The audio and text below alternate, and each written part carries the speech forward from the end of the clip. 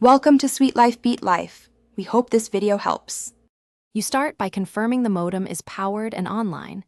This avoids chasing phantom issues.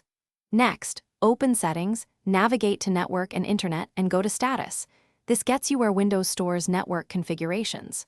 Once there, click Network and Sharing Center to reveal active connections. Make sure you select the active adapter, because the password you need is tied to that specific profile. Doing this first saves time and prevents switching between adapters later. Now you open the connection status and choose Wireless Properties. This is where Windows stores the key. In the Security tab, you'll see Network Security Key.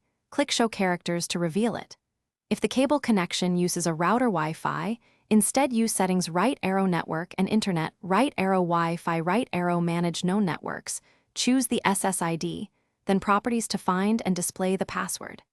This step reveals the credential Windows saved, which is why you don't need the router. Finally, write down or securely store the password you revealed.